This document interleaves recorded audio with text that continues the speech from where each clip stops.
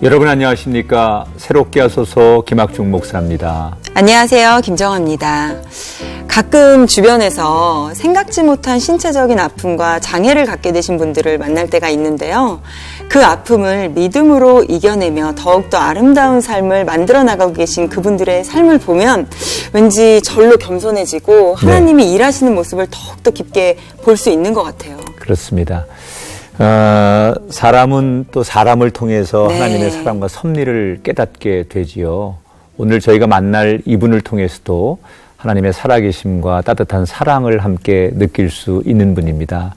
시각장애인의 발이 되시면서 살아가고 계신 아주 멋진 분입니다. 이분을 영상으로 만나보겠습니다.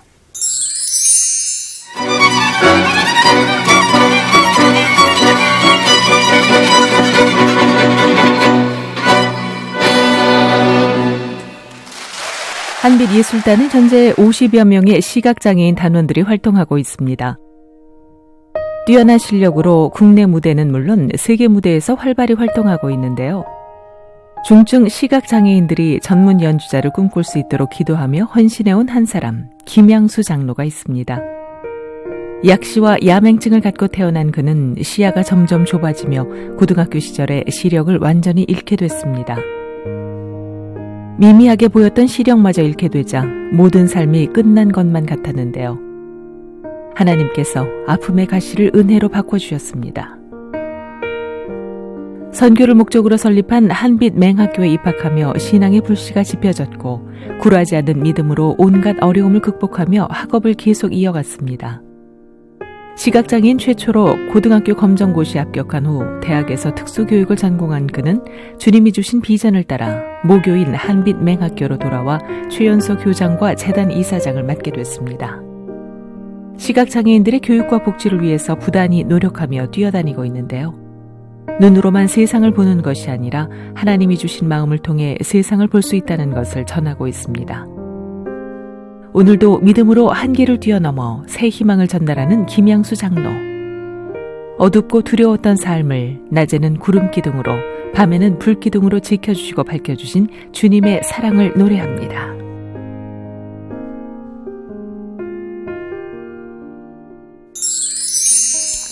네, 이 자리에 한빛재단을 이끌고 계신 김양수 장님 나오셨습니다. 장님 안녕하세요. 안녕하세요. 네, 안녕하세요. 네.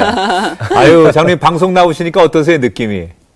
많이 떨리는데요. 하나도 안 떠시는 것 같은데요. 아니요. 네. 아니, 장로님, 아직 잘 모르시는 분들을 위해서 한빛재단이 어떤 곳인지 소개 좀 부탁드릴게요. 한빛재단은 크리스천 재단이고요. 네. 그리고 시각장애인들의 교육과 재활을 위한 재단입니다. 거기에는 특수학교인 한빛맹학교와 서울효정학교가 있고요. 그리고 또 시각장애인 재활기관으로는 한빛맹아원, 또 효정비전타운, 또 한빛예술단, 또 등등의 한 7개 기관이 있는 그런 기관입니다. 네. 그러면 다 모든 기관에서 예배를 다 드리시는 거예요? 네, 7개 기관에 한 300여 명에 넘는 그런 직원이 있는데요. 우리나라에서 가장 모범적인 그런 사회복지법인 재단일 거예요. 네. 7개 기관 전 95% 이상이 크리스찬이고요. 네. 이 사람들이 아침마다 각 기관별로 7개 기관별로 예배로 시작합니다. 네. 그렇군요. 매일 같이 합니다. 네, 또 한빛재단 소속의 아주 특별한 예술단이 있다고 들었어요. 네네. 예술단은 어떻게 시작이 된 건가요? 한빛예술단이라고 하는데요. 네. 시각장애인들이 주로 안마업에 종사를 하고 있는데 2003년도에 제가 이제는 거기에 재단을 맡고 나서 제 제자인 어떤 그 당시에 초등학교 한 5학년이었나요? 근데 그 친구가 지금 예술단의 아주 주축 멤버인데 그 친구가 자기는 음악에 재능이 있고 또 음악을 통해서 살아가고 싶다 이렇게 저한테 얘기를 해서 저는 그게 이렇게 어려운지는 모르고 그거 왜 안 되니 해보자 이렇게 시작해가지고 시작돼서 지금은 단원이 시각장애인 단원만 50명 되고요. 네. 스텝까지 합하면 70명 돼서 이야. 우리나라뿐만 아니라 세계적으로도 유일무이한 네. 시각장애인으로만 구성된 오케스트라 연주단입니다. 그 제자의 말 한마디 때문에 그러게요. 시작된 오케스트라인데 예, 지금은 예. 세계적인 오케스트라가 됐어요. 그렇죠. 근데 사실은 우리 한빛 예술단 단원들이 앞을 보지 못하시니까 네네. 악보를 볼 수가 없잖아요. 그렇죠. 그럼 저희 같은 사람들이 좀 궁금해하는 것은 이거 협연을 해야 되는데 그러게요. 각자는 어떻게 할 수 있어도 그렇죠. 이 협연을 하려면 이거 굉장히 어려울 텐데 어떻게 하는 걸까 굉장히 궁금했거든요. 이들이 뭐 단순한 연주단이 아니고요. 네. 이들은 완전히 월급을 받는 프로페셔널한 연주단이라고 생각하시면 돼요. 네. 그래서 1년에 이들이 한 20억 예산으로 운영되는 거거든요. 네. 그러니까 굉장히 전문 예술단인데 근데 이제 퀄리티가 보장이 돼야 되잖아요. 그렇죠. 네. 그런데 그러기 위해서는 굉장히 힘든 과정인데 제가 처음에는 이들이 음악을 하면서 잘하겠다는 그런 생각을 했거든요. 처음에는. 네. 그냥 시각장애인들은 천성적인 절대음감이 상당히 많거든요. 네. 그러니까 50% 이상이 절대음감이라고 생각하시면 네. 돼요. 근데 그래서 잘하겠거니 생각을 했는데 지금 목사님께서 지적하셨듯이 그게 문제가 되더라고요. 어허. 왜냐하면 혼자는 잘할 수 있어요. 네. 네. 근데 이것이 몇십 명이 서로 이렇게 연주를 하려면은 자기 것뿐만 아니라 상대방의 것까지 다 이거를 알아야 되잖아요. 그렇죠. 근데 일반인들은 이 지휘를 통해서 자기 거 중심으로 이렇게 흘러가면 되는데 이들은 지휘를 못 보니까 네. 그래서 그것이 극복하는데 굉장히 문제가 됐었어요. 네. 그래서 그거를 극복하기 위해서는 일단은 지휘를 시각장애인들은 이게 음으로 그냥 이게 송수신기로 해가지고 지휘자가 송신기로 말을 하고 이들은 다 이어폰을 끼고 있어요. 연주하는 애들. 이어폰을 끼는 거예요. 네. 그런데 그것도 어떻게 보면은 저는 일반인들은 보면대로 놓고 하는데 그거를 외울 필요는 없잖아요. 그렇죠. 그러니까 자기 것만 정확하게 하면 되는데 이들은 그걸 다 외워야 된단 말이에요. 그렇죠. 그러니까 자기 것뿐만이 아니라 상대방 것까지도 그걸 다 이제 그걸 거의 외우다시피 하다 보니까 그 과정이 굉장히 복잡하고요. 저도 이렇게까지 어려운 과정을 통해서 오케스트라가 되는지는 잘 몰랐었어요. 네. 몇십 배의 노력이 더 필요한 거네요. 재능도 재능이지만 그 한 곡을 완성하기 위해서는 그만큼의 노력이 더 필요하네요. 그들의 머릿속에 한 100여 곡이 다 메모리가 돼 있다고 생각하시면 돼요. 그렇죠. 네. 아니, 단원들 모두 이렇게 전문 연주자가 될 때까지 우리 남몰래 많은 기도와 또 그런 염려들이 있으셨을 것 같아요. 주로 어떤 기도들을 좀 많이 하셨어요? 저는 하루 한 해가 저는 단순히 처음에는 제가 약간 이렇게 안 된다는 생각을 잘 안 하는 좀 약간 낙천적인 성격인 것 같아요, 제가요. 그래서 잘 되겠거니 생각을 시작을 했는데, 이들을 이제 일반 오케스트라에다가 제가 취업을 시키려고, 우리 한빛맹학교에 그 친구의 말대로 이제는 해보자 시작을 했는데, 이러다 보니까 전문 교육을 시켜야 되니까, 이게 이제는 우리나라의 유일무이하죠. 우리 학교에 음악 전공과라고 음악 전문 대학 과정이 있어요. 네. 그래서 이들을 통해서 교육을 시켰는데 교육하고 나서 제가 이제는 2006년도에 졸업을 나서 각 오케스트라에 좀 제가 데리고 다니면서 써달라 그랬거든요. 채용해달라고. 근데 지금 그냥 목사님께서 말씀하신 그 문제가 나온 거예요. 그렇죠. 어떻게 지휘자를 볼 수가 있겠냐. 그리고 또 이 친구를 위해서 어떻게 그걸 해주겠냐. 그래서 제가 너무 실망이 커가지고 이들하고 또 약속한 게 있어가지고 그럼 우리가 직접 해보자. 네. 우리가 오케스트라 전문연을 만들어보자. 이렇게 해서 한 해 한 해 이들한테 월급을 준다는 것이 너무 어려운 거예요. 저는. 그래서 항상 하나님께 기도를 했어요. 항상 우리가 능력이 없으니까 하나님 영광을 위해서 이들이 연주를 하고자 하니까 하나님께서 지켜주십시오. 항상 제가 10몇 년 동안 하면서 항상 그 기도하고 하는 것 같아요. 야, 이게 적지 않은 인원과 예산인데 그렇죠. 그걸 감당하신다는 게 쉽지 않을 것 같은데 우리 장로님도 지금 시각장애를 가지고 계시잖아요. 빛도 제가 감지를 못합니다. 예. 네. 그래서 누구보다도 제자들의 마음 또 우리 학생들의 마음을 잘 이해하시고 또 그들을 위해 사랑을 많이 주시는데 그렇죠. 이 장로님 개인적인 이야기를 좀 듣고 싶어서 언제부터 장로님은 앞을 보지 못하셨는지요? 저는 저기 망막 색소 변성증이라고요. 네. 희귀 질환인데요. 태어날 때부터 약하게 태어나가지고 어렸을 때는 모르잖아요. 네. 그래서 제가 초등학교 1학년 때 학교 들어가서 칠판을 보는데 글씨가 안 보여가지고 그 맨 앞에 이제 앉고서 공부를 했는데 그때는 뭐 안경 쓰면 되겠거니 생각을 했었던 것 같아요, 부모님들이. 그래서 초등학교 2학년 때 이제 안경을 써야 되겠다 네. 생각하고 생각하고 병원에 가서 처음에는 뭐 잘 모르고 그래서 잘 모르겠다는 거예요, 의사 선생님께서요. 네. 그 당시만 해도. 그래서 뭐 나중에 뭐 서울대학병원, 뭐 명동 성모병원 이런 데 가보니까 알았어요. 초등학교 2학년 때 제 네. 병명을 정확히 알았고, 어렸을 때는 야맹이 있어가지고 네. 나쁘게 커서 그러니까 실제적으로 지금 생각해보면 태어날 때부터 굉장히 나쁘게 태어난 거죠, 눈 시력은요. 네. 그러면 중도 실명 과정 중에 좀 힘든 일도 많이 있으셨을 것 같아요. 아예 처음부터 안 보였던 것이 아니라 어릴 때 보이긴 보였으나 희미하게 보였던 거잖아요. 그렇죠. 그러다 보면은 어릴 때는 잘 자기 몸을 또 못 가누기도 하고 좀 크게 위험한 순간들도 곳곳에 있으셨을 것 같은데. 이루 뭐 사실은 헤아릴 수가 없죠. 뭐 제가 그냥 완전 실명하고 나서 네. 맹학교 오고 나서 이 보행이라는 걸 배웠거든요. 네. 그때서는 오히려 안전하게 됐는데 안 보이는 상태에서 그냥 다니다 보니까 뭐 이루 헤아릴 수 없는 거죠. 뭐 그 초등학교 들어가기 전에 7살 때 와서 제가 죽을 뻔했었으니까. 네. 무슨 어떤 일이 일로요? 있었나요? 옛날에는 저는 서울 외곽만 해도 이렇게 주로 밭이 많았잖아요. 네. 그러니까 밭이 많아가지고 이게 밭에 보면은 이게 모퉁이에 이 오물을 크게 이렇게 오물을 해가지고 걸음을 네, 그거 파놓고 거기다 놓죠. 네. 크게 뭐 아주 파놓고 거기다가 이제는 그 오물을 해가 저장해가지고 그다음 농사에 쓰고 그러지 네. 않습니까? 근데 이제 친구들하고 걸어 다니는데 친구들이 피해 가는데 나는 왜 일로 난 똑같아 보여가지고 네. 쑥 들어갔는데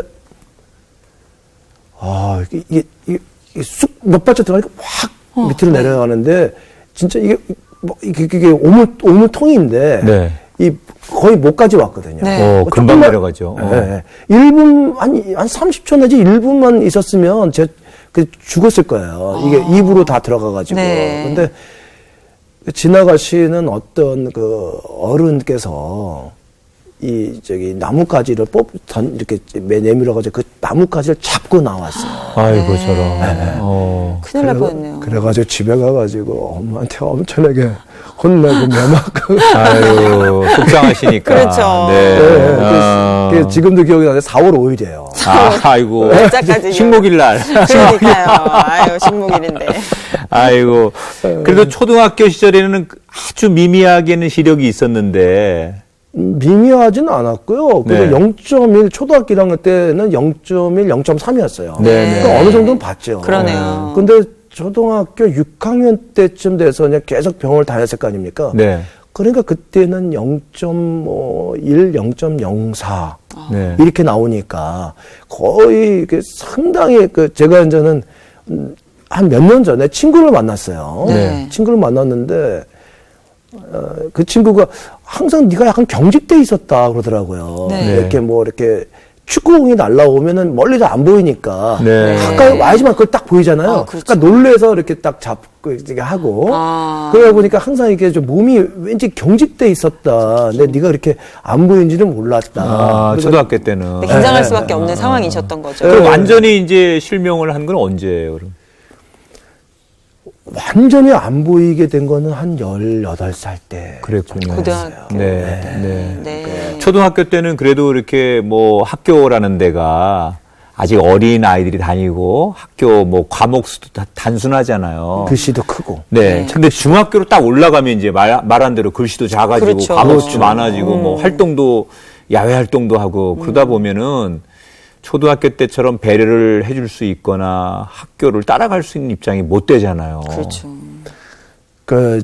이제 초등학교 때는 제가 이제는 아버님께서 저뿐만 아니라 제 아우도 저처럼 시각 장애인이거든요. 똑같은 병이어가지고. 네. 그래가지고 이게 아버님께서 너무 충격이 크시고 그래가지고 어떻게든 우리를 고쳐야 되겠다 싶어가지고 제가 5학년 때인가 그때 이제는 그때 항상 중동붐이 있었을 때예요. 네. 가지고 크레인 기사로서 중동에 이제 나가서 그때 이제 선진 의학 기술의 야기라든지 해가지고 고쳐야 되겠다 1년은 나가셨는데 그러다 보니까 저도 이제는 효도해야 되겠다는 마음이 그렇게 많이 들어가지고 네.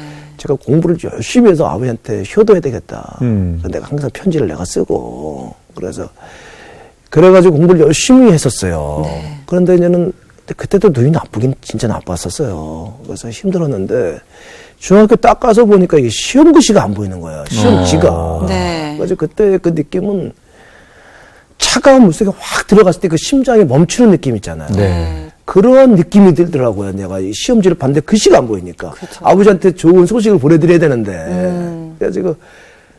그래가지고 그다음부터는 진짜 뭐 학교 다닌다는 것이 어떻게 다녔는지도 모르겠고. 참 굉장히. 잘하고 싶었는데 상황이 그러니까. 나는 내 스스로 그렇지만 부모님한테 잘해드리고 싶었는데. 네. 아버지, 엄마한테 그 용기를 드리고 싶었는데.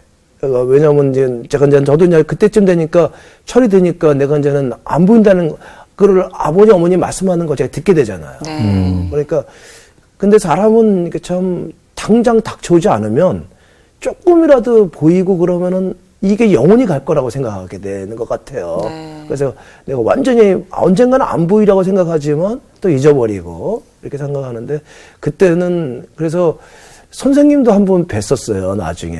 그러니까 그 선생님께서 그래 너 그때 오는데 또 이상한 애인 줄 알았다는 거예요. 왜냐면 들어오면 선생님이 교탁이 있는데 교탁으로 가가 툭 부딪히고 가고 뭐 인사도 안 하고. 네. 그 교실 이렇게 딱 들어가야 되잖아요, 책상으로. 네. 근데 책상을 제대로 못 가고 들어와가지고 교탁에 탁 부딪히고 그러니까 나중에 네가 그래 눈이 안 좋아서 그랬구나 하고 했는데 선생님들이나 이 친구들은 눈이 안 보인다는 거를 상상을 못 하는 거예요. 네. 그래서 굉장히 좀 또 밝히지도 않으셨었고. 이해도 못하고 또 뭐 안 보인다는 거를 나도 스스로가 생각은 그렇지, 말하고 싶지도 않고. 또 내 스스로도 좀 보이니까요. 심리학이라도. 아니, 그럼 중학교 때 그렇게 뭐 공부에 취미도 안 생길 것 같고, 그러면 자연히 이제 다른 데 관심을 갖잖아요. 그래서 제가 성적이 거의 한 1000명 중에 뒤에서 뭐 꼴등은 아니고 2등, 3등 이렇게 나오더라고. 왜냐면 이게 시험지를 보이지를 못하니까 그냥 뭐 1, 2, 3, 4, 1, 2, 3, 4 써놓고만 나오는 거지. 그래서 한 5분 내지 15분도 안 걸렸을 거예요. 시험지 딱 맞자마자. 네. 그러니까 보통 수업 시간 수업이 안 되고요. 항상 그 책이 안 보이니까. 네. 그러니까 듣기만 하는 거죠. 그러니까 내가 일찍 나오면 뭐 그때 공부 못하니까 뭐 어때 애들도 와 그러고 또 어때 공부 못하는 애들이 약간 그때 또 약간 그런 게 있었어요. 영웅 심리처럼 그렇죠, 애들이 그렇죠. 가끔 있었어요. 우리 네, 김정환 네, 씨처럼. 아, 그렇죠. 저처럼. 그러니까 애들이 또 약간 또 그런 게 있었잖아요. 그래가지고 그렇게 진화했었어요. 그러니까 거의 공부를 못했어요. 네. 그러니까 고등학교 들어갈 때도 연합고사라는 게 있었어요. 저희 때만 해도. 네. 그래가지고 거기에 보면 우리 반 그때 중학교에 서울에 한 70명 됐거든요. 네. 70명 중에 한 25명 정도가 주간 인문계를 가는 정도였어요. 우리가 네. 다닌 학교는. 그래서 원서는 도저히 안 된다. 선생님께서 얘는 무조건 안 돼요. 원서는 안 돼요. 그러는 거예요. 그래서 아버지 저기 여태까지 내가 근데 한 읽어주는 시험 보면 한 붙을 수도 한번 보게 해주세요. 그랬거든요. 그래서 병원에 가가지고 진단서 떼어가지고 그래서 읽어주는 시험을 한번 봤어요.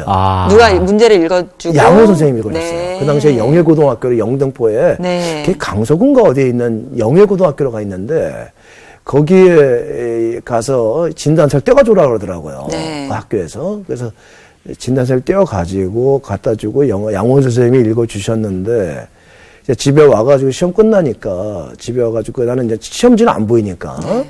그래서 아버지가 일일이 읽어주시는 거야 문제를요. 네. 맞아 문제 읽어주고 내가 답을 말하고 하니까 그 당시 커트라인이 한 130점 좀 안 됐을 거예요. 네. 그래서 내가 이렇게 체온 맞춰보니까 거의 근사층 가 있는 것 같아요. 네. 그래서 내가 딱 이렇게, 왜냐면 국어 같은 건 또 읽어주면 맞출 수도 있는 거고. 네. 또 뭐 국사 같은 거는 초등학교 때 국사나 중학교 국사나 다 비슷한 거고. 그래서 그런 거 이렇게 보니까 근데 그래서 아버지 붙으면 붙었을 것 같고요. 떨어지면 떨어질 것 같아요. 그러니까 아슬아슬했구나. 아슬아슬할 것 같아요. 아. 그랬죠. 그러니까 끝나고 나서 이제는 용암때네요. 1월 달이죠. 네. 1월 달에 이제는 합격자 발표를 학교에 와서 듣는데 네. 교무실로 나보고 오라는 거예요. 네. 너 붙었다는 거예요. 이야. 오, 고등학교 붙으셨어요. 붙었어요. 오. 그러니까 학교가 난리가 났어요. 꼴찌가 붙었다고. 와. 그래서 이거 무슨 일이 어떻게 된 거냐. 근데 나도 모르겠다고 읽어주시면 봤는데. 오. 그래서 그렇게 중학교를 이렇게 어렵게 보냈어요. 아니, 좀 늦었지만 축하드립니다. 아니, 제가 듣기로는 그렇게 힘들게 공부해서 정말 기적같이 고등학교 붙으셨어요. 근데 고등학교 중도에 포기하셨다고 들었습니다. 참 인간이라고 사람이라는 게 아까도 말씀드렸지만은 하루 내가 지금 안 보임에도 불구하고 그거를 인식한다는 게 또 금방 잊어버려요. 네. 그래서 이제 고등학교 가면 뭐 또 새로운 세계가 열릴 것 같은 그런 소망으로 네. 학교를 갔는데 이건 뭐 안 보이는 거 똑같이 안 보이니까 네. 그 당시에 이제 교련 시간이 너무 힘들었어요. 교련에는 막 이 사열 같은 거 줄도 맞춰야 되니까. 그렇죠, 그렇죠. 그러니까 나 때문에 자꾸 막 흐트러지고 하니까 너무 막 이상하잖아요, 제가요. 그래가지고 그것도 하루 이틀이지 너무 못해가지고 제가 아버지한테 도저히 못 다니겠다고 학교. 그러니까 네. 아버지가 그래도 고등학교 나와야 되지 않냐고 그 당시에. 그래서 이제 아버님은 많이 공부를 못 하셨으니까 야 그래도 요즘 세상에 고등학교 안 나오면 되겠냐고. 그래서 고등학교 나와야 된다. 그래가지고 억지로 아버지 말 듣고 또 다니다 또 안 되겠다 그러니까 아버지하고 둘이 앉아가지고 이제 도저히 나 못 다니겠다고. 그러니까 나도 막 내가 울었죠. 네. 아니 나 그거 하라면 그래서 난 그 스트레스가 되게 심하셨을 것 그렇죠. 같아요. 아우 그거 힘들어요. 그래서 제가 이제는 그 당시에 저기 저 안양천이라고 있었어요. 우리 살던 동네에. 네. 저 뚝방에 있는 저 플립 같은 큰 알라 아무도 몰라주면 좋겠다. 이러한 그 심정으로 제가 그런 심정이 들더라고요. 네. 그래서 아버지한테 얘기하면서 하니까 아버지도 울고 저도 울고 그래가지고 아버지가 그러면 다니는 의사 선생님한테 가보자. 그래서 갔는데 얘는 좀 그냥 보인다고 생각하면 안 된다고.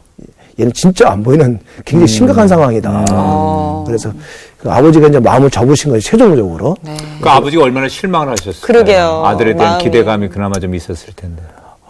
그거 말도 못 하죠. 네. 그래서 의사 선생님께서 얘가 원하는 대로 해주라 그래가지고, 그래서 자퇴서를 내고 집에 오고, 그래가지고 또 저도 그렇고 제 아우도 똑같이 그러니까 왜냐면 이게 저만 그러는 게 아니라 아우도 똑같은 타임 스케줄에서 그러니까 이게 유전적인 선생님도. 거예요. 약간 유전적인 거죠. 부모님 다 건강하시고 네. 일가 친척은 그런 적 없는데 이상하게 저희 두 형제만 그러더라고요. 뭐 그런 어려움들도 있으셨지만 한빛맹학교에서 지금은 또 중요한 역할들을 하고 계세요. 그 권사님이 예전에 설립하시고 미션스쿨로 학생들 모두 지금 예배를 드리고 있는데 그렇죠. 그럼 학교 입학 후 믿음 생활을 그럼 그때 시작하신 건가요? 저희는 전혀 교회라는 거는 몰랐어요. 그러니까 뭐 그런 거 모르고 우리 뭐 또 제가 또 우리 집안이 다 눈이 안 보여지니까 네. 아우하고 저 그러니까 뭐 점도 보러 다니고 뭐 굿도 하고 뭐 안 미션을. 해본 게 없었어요. 네. 뭐 저기 뭐 관악산 가서 뭐 절도 해보고 뭐 네. 음식 도라지 같은 거 갖다 놓고 그래서 어머님이 저들 데리고 다니고 하고 그래가지고 저희는 또 따라다니잖아요. 네. 그러니까 그러다 보니까 이제는 처음에는 저희가 서울맹학교라는 게 있었어요. 네. 네. 그래서 서울맹학교를 누가 안내를 해줬어요. 그래서 거기 가서 보는데 이 점자가 안 된다고 안 받아준다는 거예요. 점자를 네. 몰라서. 그래서 그때 또 그분이 또 저 대전에 매학교가 있다고 대전매학교 가라 그래가지고 저희가 그냥 전 대전매학교를 가기로 되어 있었고 또 아버님은 너무 이게 속상하셨는지 면피라고 싶었는지 이제는 외국으로 다시 또 취업을 나가셨어요. 네. 그래가지고 그러니까 이제 어머니께서 남편도 외국을 나가고 또 큰 아들도 대전으로 가니까 서울에서 이제는 작은 아들하고 두 분이 사시는 게 너무 서러우셨는지 서울에는 없냐고, 명학교가. 여기 말고는. 그래서 저 그때 그냥 서울대학교 그 당시에 교감 선생님이셨던 것 같아요. 그 당시에. 그러니까 저기 수일에 가면은 한빛 명학교라는 데가 있다고. 한번 가보라고 그러더라고요. 네. 그래서 거기 가서 뭐 선생님께서 이렇게 보시더니 이렇게 들어오라고 그러시더라고요. 설립자님께서. 그래서 들어갔어요. 들어갔는데 이거 아침마다 맨날 새벽 예배 드리고 뭐 그러는 거예요. 그래서 굉장히 어색하잖아요. 처음 그때 예배를 처음 드리셨던 거죠? 처음 드렸어요. 저는 그런 걸 뭐 처음 했었어요. 네. 그래가지고 근데 선생님께서는 워낙 독실한 크리스찬이셔가지고 네, 네. 밥 안 먹고 그런 거는 뭐 용서를 해도 뭐 어떻게 괜찮아도 교회 안 나가고 예배 안 드리면 그거는 뭐 엄청나게 혼나고 막 벌 받고 그랬어요. 네. 그래가지고 그래가지고 그렇게 교회를 알게 됐습니다. 그렇게 어떻게 보면 한빛 맹학교에서 처음 하나님을 알게 되고 예배란 걸 알게 되고 졸업을 하셨어요. 어떻게 근데 모교에 교사로 다시 부임을 하시게 되셨어요? 그럼 어떠한 일들이 있었던 건가요? 저는 글쎄요, 그것이 다 하나님의 참 감사하신 은혜인데요. 제가 90년도에 선생님께서 갑작스럽게 암으로 돌아가셨어요. 네. 갑작스럽게. 교장 선생님. 그 설립자님께서. 네. 그래가지고, 선생님께서는 믿으시고, 또 자녀가 없으시잖아요. 네. 그러니까 저한테 그냥 교장을 하라고 유언을 해주셨어요. 네. 그 당시에. 내가 이제는 그때 대학교 3학년인데, 대학을 나중에 교장을 해라고, 양수가 교장을 하게 하라, 이렇게 유언하시더라고요. 그냥 그 선생님, 교장 선생님이셨기 때문에. 그래서 그렇게 유언을 했는데 저는 그래가지고 내가 그냥 교장이 난 되겠구나, 이런 생각을 제가 했죠, 그냥 막연하게. 근데 뭔가 좀 그래도 설립자님께서 그러한 가능성을 보시고 잘 이끌어 주셨나 봐요. 그때 부족했는데 선생님께서 제가 기특했던 것 같아요. 그냥 이렇게 하루는 제가 이제는 검정고시를 제가 했었거든요. 네. 그러니까 근데 제가 최초의 대입 검정고시를 봤어요. 시각장애인으로. 네. 그러니까 그런데 그 당시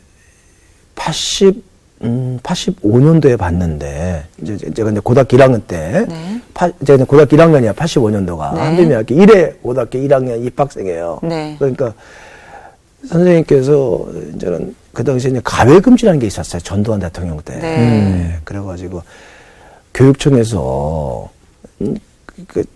학생은 못한다. 가외를, 그러니까 학원을 못 다닌다. 네. 그래가지고 학원을 다니지 말라는 거예요. 선생님들이. 그래서 선생님들이 우리 한교장님한테 학교 가니까 큰일 당할 수 있습니다라고 한 건데, 그 선생님도 약간 저는 학교를 운영하는 입장이시니까, 그래서 둘 중에 하나를 선택해야 된다. 학교를 다니든지 학원을 다니 둘 중에 선택해야 된다. 그래서 선생님 저 학원 다녀야 되는데, 그러니까 그러면은 학교를 자퇴를 하고 이제 장애인 시설이 우리 한빛 맹어원이 있었거든요. 네. 그래서 거기서 밥 먹고 하면서 학원을 다녀라 그러시더라고요. 그래서 이제 학원을 다니니까 학원 선생님은 고등학교 안 나와도 명학교 졸업을 안 해도 검정고시 지도가 있다, 이렇게 얘기하시더라고요. 네. 그래서 그 학원 원장님께서 이렇게 어떻게 연결하셔가지고 제가 시험을 보게 됐는데, 이제는 내 친구들은 고등학교 1학년인데 나는 이제는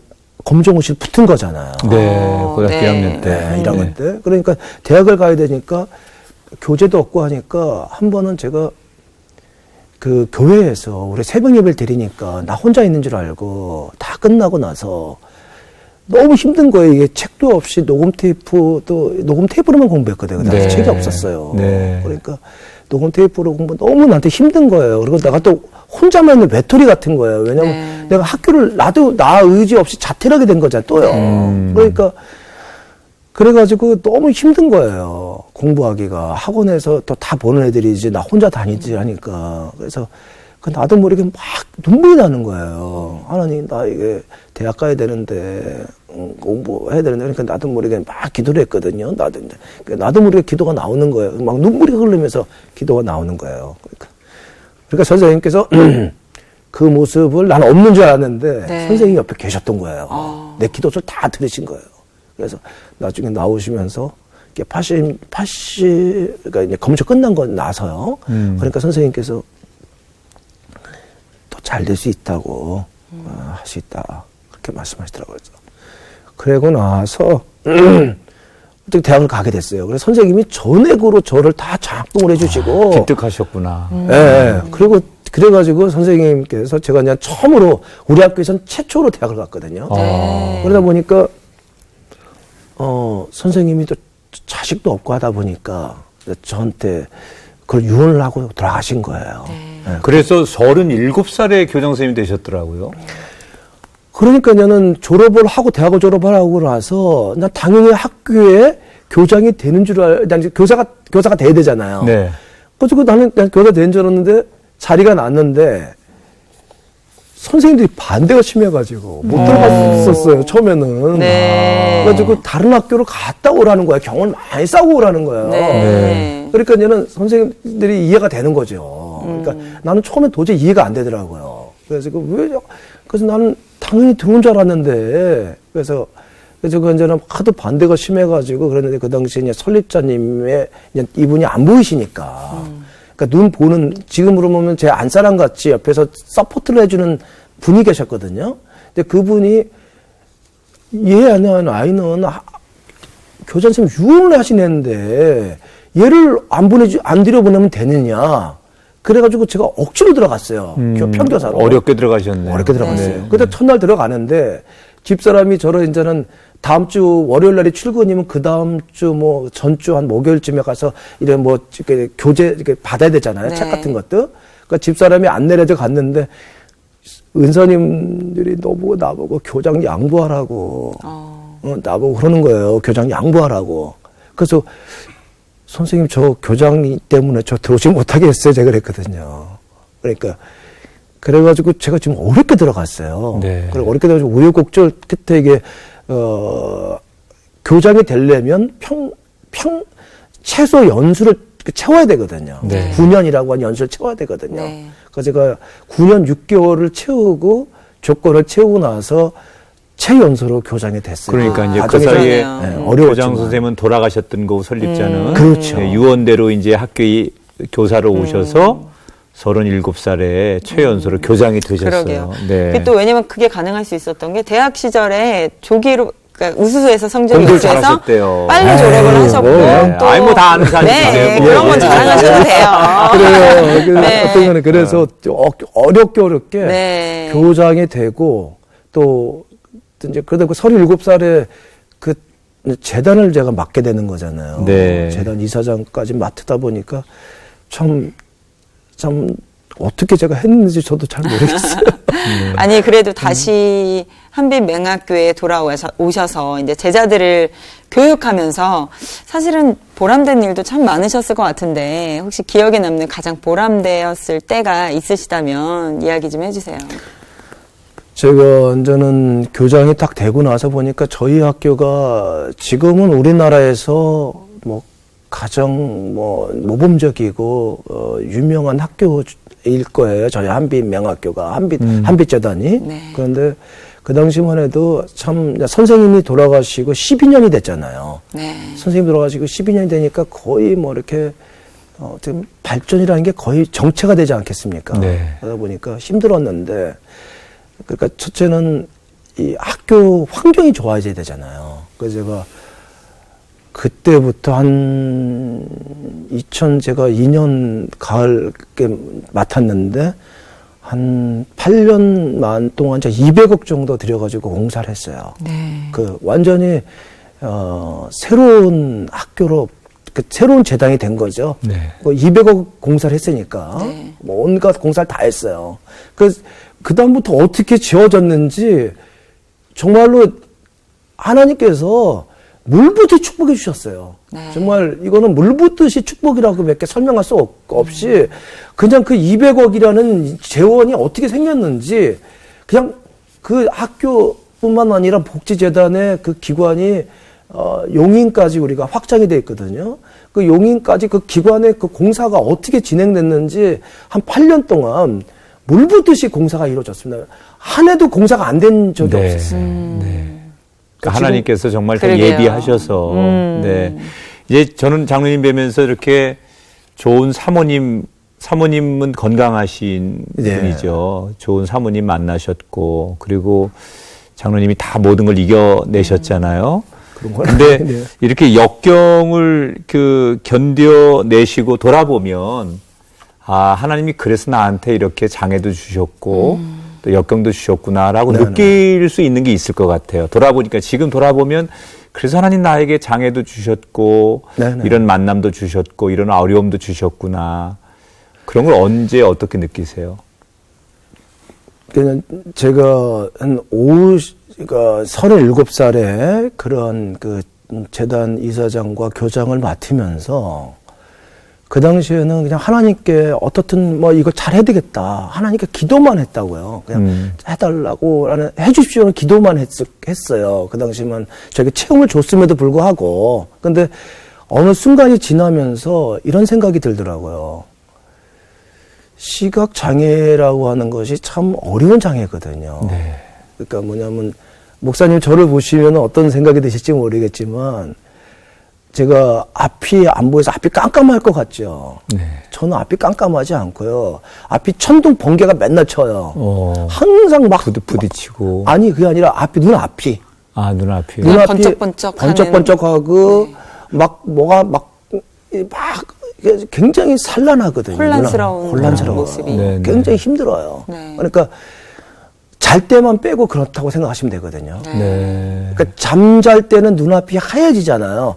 그 순간을 뺀 전체는 항상 이렇거든요. 네. 천둥번개가 치고. 천둥번개가 치고 어떤 때 광시증이라가지고 눈이 확 굉장히 환했다가 어떤 때는 막 이상한 것들이 막 지나다니거든요. 네. 징그러울 때도 있거든요. 그러니까 그래서 제가 때로는 어떨 때 생각하냐면 이게 제가 만약에 잘못하면 지옥이 이런 게겠구나라는 생각할 정도가 있거든요. 네. 그러니까 굉장히 눈이 안 보인다고 해서 눈앞이 깜깜한 사람도 있다고 그러더라고요. 근데 네. 저 같은 경우는 굉장히 앞이 24시간 이상하거든요. 네. 그러니까 그래서 때로는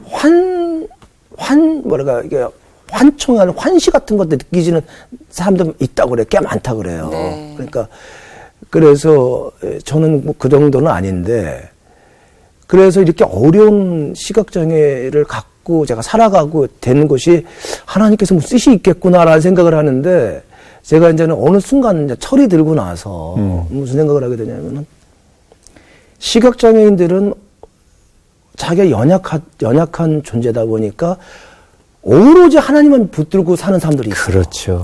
오로지. 네. 이런 사람이 있는가 반면에 원망하는 친구들도 있어요. 그렇죠. 거꾸로 또 반대로. 내가 어려우니까 왜 나한테 이렇게 어려움을 줘. 내가 이렇게 걸어가는 것도 힘들고 하는 것마다 힘드니까요. 그래서 제가 이제 그런 생각을 하는 거죠. 우리 학교의 한 교장님께서 그 어려운 환경에서 월남와서 이 학교를 세우시고 이 재단을 세우고 또 저에게 이 부족한 사람을 이렇게 이 자리까지 인도하신 거는 우리 시각장애인들에게 하나님 안에서는 장애와 비장애가 없거든요. 그럼요. 하나님 안에서는 모든 걸 할 수 있어요. 그러니까 제가 기도를 하니까 하나님께 매달리다 보니까 그 건축이며 모든 게 이루어졌거든요. 그리고 또 정말로 말로 표현할 수 없는 기적이 일어났는데 그래서 하나님께서 우리 시각장애인들 불쌍한 어려운 시각장애인들한테 하나님에게 알게 하라고 이 재단이 이 기관이 온전한 하나님의 동산으로 유지되기를 바라셔서 저에게 그 일을 하라고 이렇게 맡겨주신 것 같아서 그러니까 우리 장로님 같은 경우는 후자예요. 네, 원망보다는 맞아요. 나는 정말 하나님밖에 의지할 것이 없습니다라고 그렇게 결정하시고 그렇게 사셨기 때문에 큰 일을 하실 수 있었다는 생각이 듭니다. 맞습니다. 아니, 우리 장로님, 사실 지금 이 자리에 오기까지 얼마나 많은 어려움과 또 포기하고 싶은 순간이 있으셨을까요? 네. 하지만 포기하지 않으시고 끝까지 하나님 붙들고 믿음으로 이 자리에 네. 오셨어요. 이게 저는 오늘 이야기 들으면서 우리 모두의 이야기가 될 수도 있겠구나라는 생각이 들어서 저의 이야기가 될 수도 있겠고, 우리가 항상 포기하고 힘든 순간들 있잖아요. 포기하고 싶은 그런 순간들이 있을 때 정말 포기하지 않고 믿음으로 기도하며 주님께 매달리며 나아갈 때 하나님께서 아, 수고했다, 잘했다, 토닥토닥 해주시면서 또 다른 희망을 선물로 네. 주시는 게 우리 하나님이신 것 같다는 네, 생각이 오늘 맞습니다. 들었습니다. 우리 주변에 이렇게 그 누군가의 그 길을 인도하는 분들 네. 또 어려운 분들을 잘 이끌어 주시는 분들을 보면 공통점이 있어요.